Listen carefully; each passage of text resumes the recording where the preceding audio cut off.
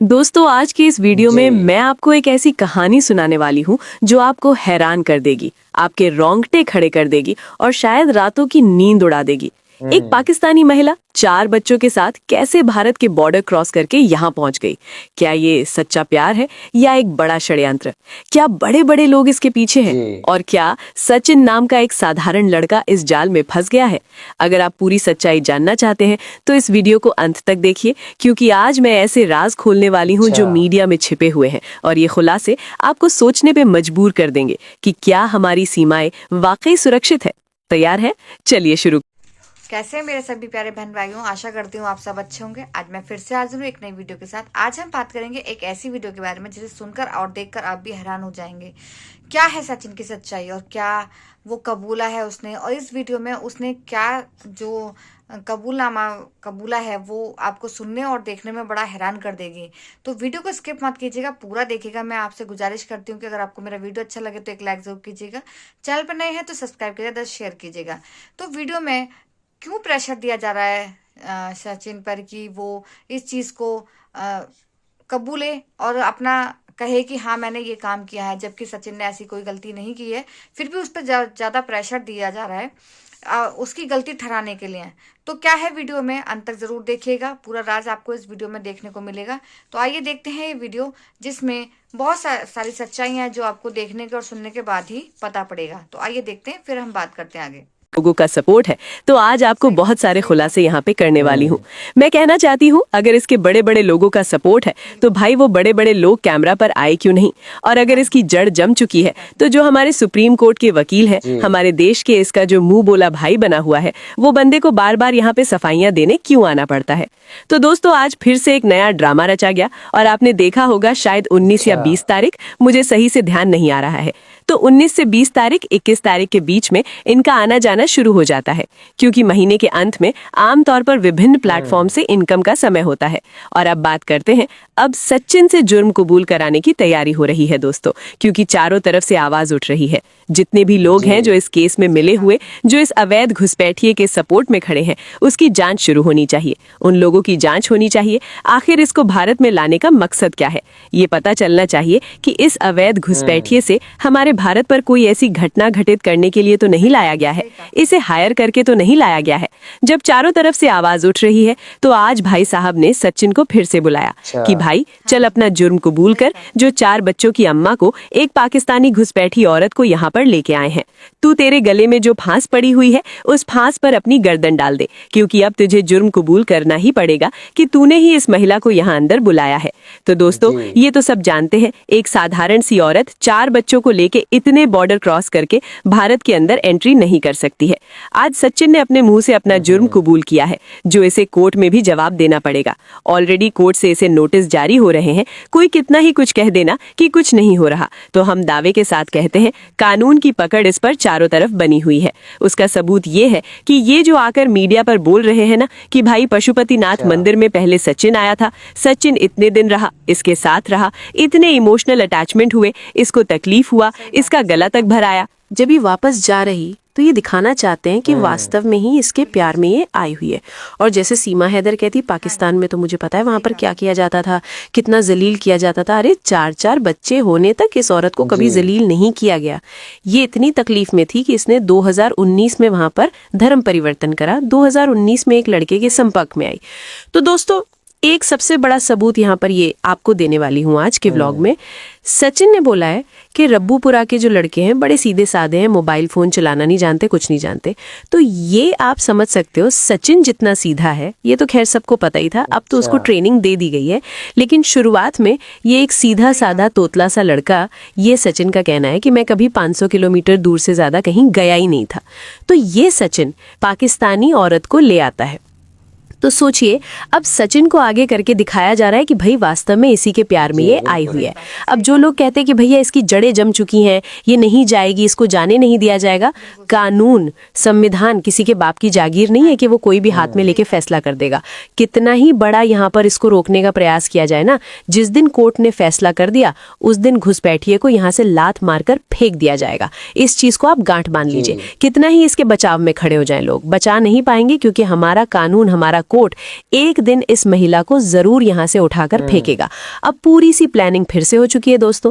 जब जब कानून का हवा चलती है तब तक भाई साहब की एंट्री हो जाती है। भाई साहब आते हैं, एक वकील को आपने देखा किसी वकील के घर जाते हुए, नाश्ता खाते हुए, उसके बगल में बैठकर, मतलब कि जिस तरीके से लोग कहते हैं भैया का बकाया मैं तो बोल भी नहीं सकती हूँ यहाँ पर, इनके लिए शब्दों का प्रयोग करते हैं तो लोग कहाँ गलत है भाई।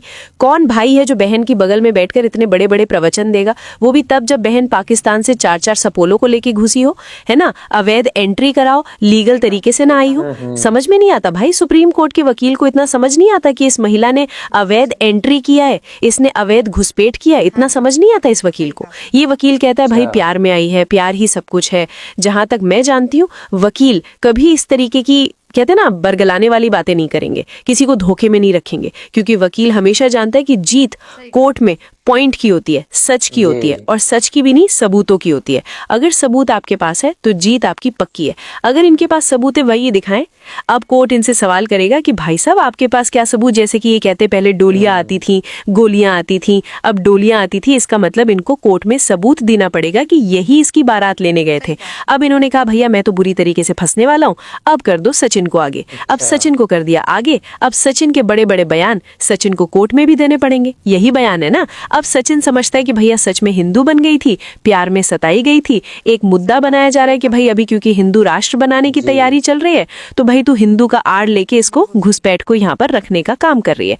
तो भाई साहब अच्छी तरीके से जानते हैं किसी भी हाल में इस महिला को यहाँ नहीं रखा जाएगा, क्योंकि भारत में अवैध एंट्री का मतलब उसको जाना ही जाना है। और डिटेन होगी कब होगी ये मैं नहीं कह सकती, क्योंकि भाई बहुत सारे लोग आके सर पे कौवे की तरह कौ करने लगते, तो ये हमारा काम नहीं है। हमारा काम है यहाँ पर जो चीज गलत है उसको गलत और सही को सही प्रूव करना, और जो हमारे पास चीजें वो रखना। यहाँ पर मैं किसी को सफाई देने नहीं बैठी हूँ कि कोई मुझसे सवाल करे। मैं अपनी वीडियोस बनाती हूँ और मैं नहीं चाहती कोई मेरा थंबनेल भी इस्तेमाल करे और कोई मेरे बारे में उल्टा सीधा करे। मैं इस चीज को बिल्कुल भी वो इजाजत नहीं देती हूँ। तो दोस्तों अब ये मामला फिर से हवाओं में आ गया।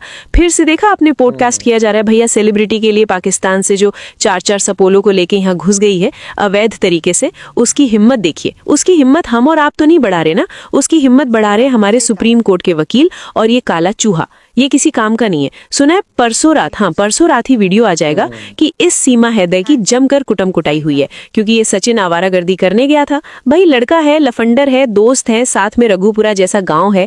गांव के लड़के कितने चहकते महकते घूमते नजर आते ना।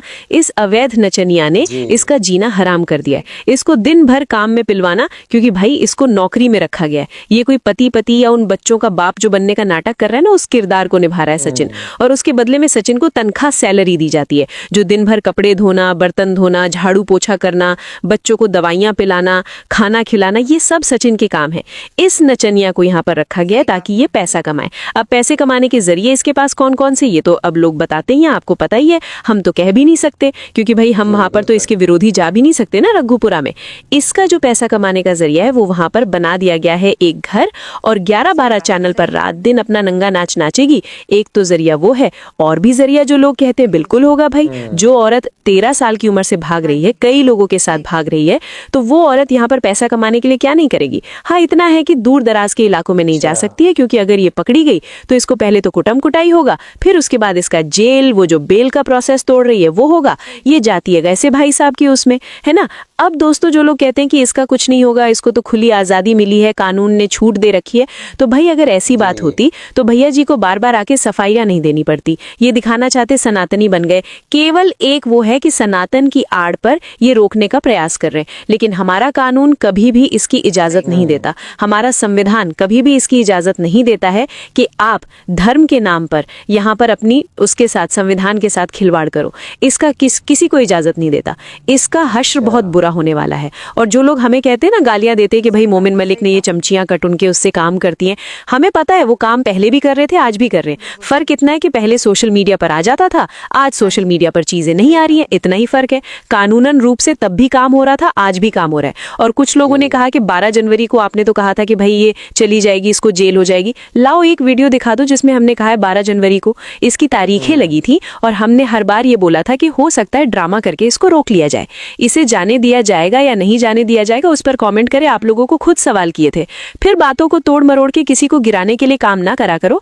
हमें किसी की सफाइयां बुराइयां सुनने का वो नहीं है। हम अपनी बात रखते हैं। हम नहीं चाहते कि भाई हम आपको सवाल जवाब देने बैठे, है ना। और हाँ, जिनके जवाब हमें लगते हैं कि भाई हमें देना चाहिए, उनका जवाब हम जरूर देते हैं, चाहे लाइव के माध्यम से दें, चाहे कमेंट के माध्यम से दें, जैसे भी चाहें उनको जवाब देने का हम अधिकार रखते हैं।